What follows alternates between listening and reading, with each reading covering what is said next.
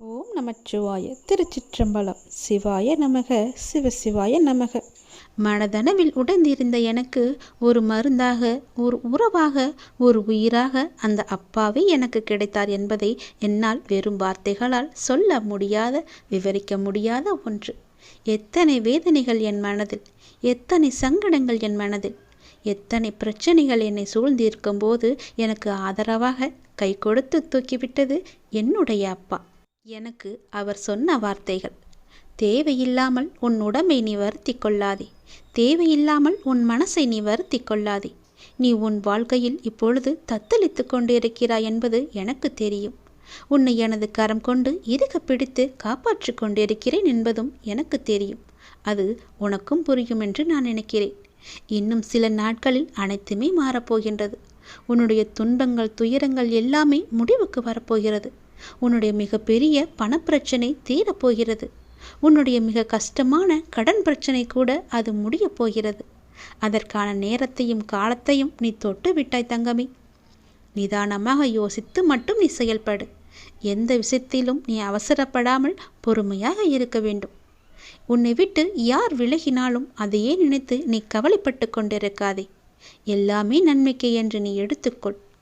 யார் உன்னை வெறுத்தார்களோ, யார் உன்னை உதாசீனப்படுத்தினார்களோ, யார் உன் நம்பிக்கையை கெடுத்தார்களோ, அவர்கள் முன் நீ மென்மேலும் வளர்ச்சி அடைந்து உன் வாழ்க்கையை செம்மையாக மாற்றி காட்ட வேண்டும் அல்லவா? அப்படி இருக்கும்போது நீ எப்பொழுதும் இதே போல சோர்வாக இருந்தால் என்ன அர்த்தம்? அவர்களை மேலும் மேலும் உன்னை துன்புறுத்ததானே ஆசைப்படுவார்கள்.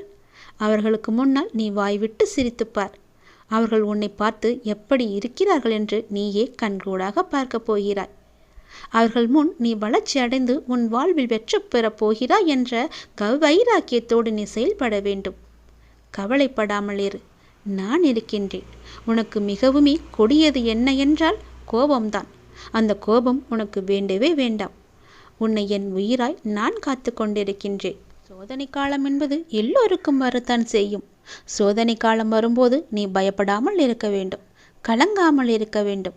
தந்தை தன் பிள்ளைகளை கண்டித்து நடத்துவதைப் போல இறைவனான நானும் நான் நேசிக்கின்றவர்களை கடிந்து நடத்துகிறேன். இதை புரிந்து கொண்டு நீ நடக்கும்போது நான் உன்னை என் பொறுப்பில் எடுத்துக்கொள்வேன். கவலைப்படாதே. அப்பா என்னை திட்டுவிட்டாரே, மிகவும் வருத்தப்பட வைக்கிறாரே என்று நீ சோர்ந்து போகாதே. நான் உன்னை கைவிட்டு விடவே மாட்டேன். நான் உன்னோடு எப்போதுமே இருப்பேன். பயப்படாமல் மட்டும் இரு, கலங்காமல் மட்டும் இரு. நீ பலம் கொண்டு திடமான மனதோடு நீ எழுந்து வர வேண்டும். உன்னை ஒருபோதும் நான் கைவிட்டு விட மாட்டேன் என்ற நம்பிக்கை உனக்குள் அச்சாணியாக பதிந்திருக்க வேண்டும். உன்னை விட்டு விலகவே நான் மாட்டேன் என்பதை நீ நம்ப வேண்டும். அப்பா என்னை கைவிட்டு விட மாட்டார் என்ற நம்பிக்கை உனக்குள்ளே இருக்க வேண்டும். அப்போது அந்த கலக்கமானது, உன்னுடைய பயமானது உன்னை விட்டு தூர ஓடிவிடும். எது வந்தாலும் நீ கலங்காதே. சோதனையை தருகின்ற நான் அதை தாங்கும் சக்தியையும் நான் உனக்கு தருவேன். அதுக்கு தப்பிக்கும் வழிகள் பலவற்றையும் நானே உருவாக்கி தருகிறேன். பிறகு ஏன் வருத்தம்? உனக்கு பின்னால் இருப்பது யார் என்று தெரியாதா?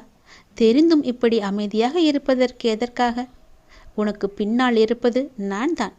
உன்னை என்றும் கைவிட்டு விட மாட்டேன். உன்னை கீழே விழும்படி நான் அமைத்து தர மாட்டேன். நீ விழும்போது உன்னை தாங்கி பிடிக்கவே உன் பின்னால் நான் இருக்கின்றேன். எதற்கும் நீ பயப்படாத இரு. எப்போதும் எல்லாவற்றுக்காகவும் சந்தோஷமாகவே இருக்க பழகிக்கொள். உன்னை எப்பொழுதும் நீ சந்தோஷமாகவே வைத்துக்கொள்.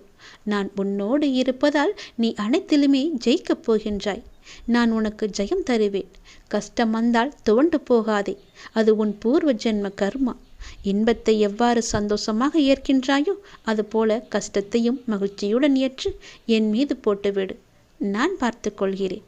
உனக்கு துணையாக உன்னுடைய அப்பா நான் எப்போதுமே இருப்பேன்.